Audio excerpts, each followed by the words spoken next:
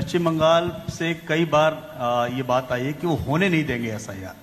ऐसी सिचुएशन में इस चुनाव आयोग क्या करेगा?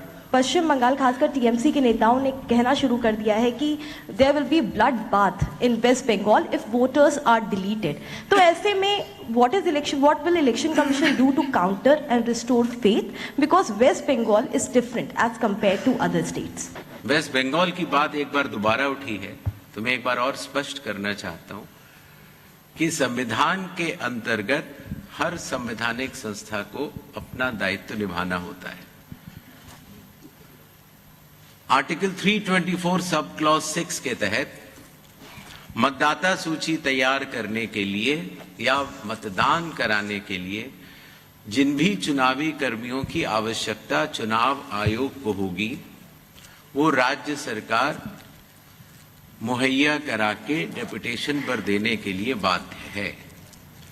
इसी तरीके से कानून व्यवस्था की जो आपने बात की वो राज्य सरकार की संवैधानिक जिम्मेदारी है और मुझे इसमें कोई भी संकोच नहीं है कि हर राज्य सरकारें चुनाव आयोग की तरह ही अपनी पूरी संवैधानिक दायित्व का निर्वहन करेंगी और करती रही। जहां तक डीडुप्लीकेशन की बात की, जब एक बार इन्यूमरेशन फॉर्म एक व्यक्ति ने साइन कर दिया और उसका नाम ड्राफ्ट सूची में आ गया, डुप्लीकेशन तभी हो सकता है जब एक व्यक्ति ने 2 बार इन्यूमरेशन फॉर्म साइन किया हो।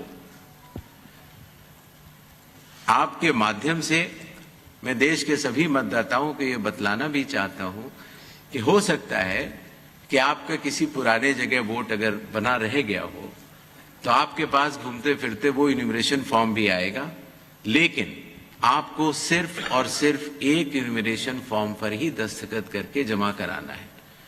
इस स्थिति में कोई डीडुप्लीकेशन सॉफ्टवेयर चलाने की आवश्यकता नहीं होती और चूंकि हर व्यक्ति सिर्फ एक इन्यूमरेशन फॉर्म दे रहा है तो उस समस्या का निदान हो जाता है। वैसे भी कानूनी तौर से अगर एक से ज्यादा जगह अगर किसी भी व्यक्ति का मतदाता सूची में नाम है तो वो कानूनी अपराध माना जाता है।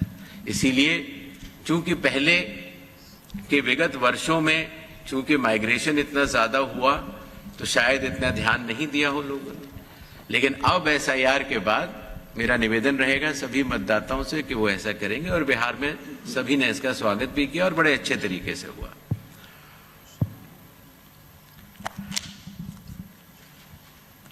रॉन्गफुल इंक्लूजन ऑफ फॉरेनर्स, कई बार अगर किसी व्यक्ति ने जो कि हमारे देश का नागरिक नहीं है और आने के बाद अगर उसने कुछ कागज बनवा लिए हैं तो आपने नोटिस किया होगा जो हमारी प्रेजेंटेशन थी कि सबसे पहले इन्यूमरेशन फेज में हम ये मिलान करेंगे कि 2002, 3 या 4 में आप या आपके वरिष्ठ जो वंश के लोग थे वो कहां थे।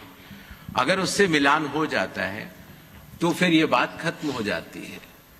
जो लोगों का मिलान नहीं होगा उनको नोटिस जारी होगा और नोटिस जारी होने के बाद उन्हें वो कागज दिखाने होंगे और उसके साथ साथ ये भी बतलाना होगा कि 2003 में वो कहां थे। ये करना बहुत आवश्यक है।